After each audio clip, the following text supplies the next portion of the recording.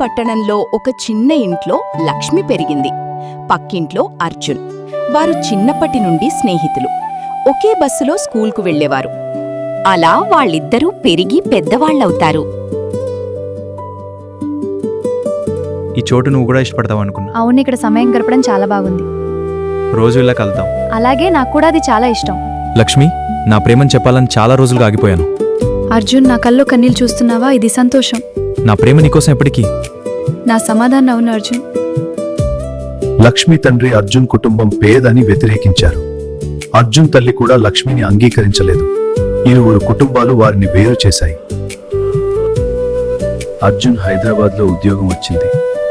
లక్ష్మిని వదిలి వెళ్లాల్సి వచ్చింది. రైల్వే స్టేషన్లో ఇద్దరు కన్నీళ్లు పెట్టుకున్నారు. అర్జున్ వెళ్ళిన తర్వాత లక్ష్మి జీవితం కష్టమైంది. తండ్రి అనారోగ్యం, ఆర్థిక సమస్యలు. కానీ ఆమె ఎప్పుడూ అర్జున్ను మర్చిపోలేదు. 5 సంవత్సరాల తర్వాత తిరిగి వచ్చాను.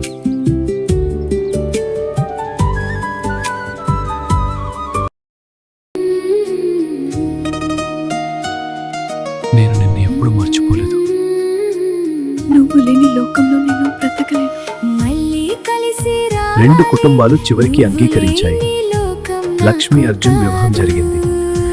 ఇప్పుడు వారు ఒక్కొక్క కుటుంబంగా సంతోషంగా జీవిస్తుంది. త్యాగం చేసిన నీతోనే నా జీవితం, చిన్నప్పటి స్నేహ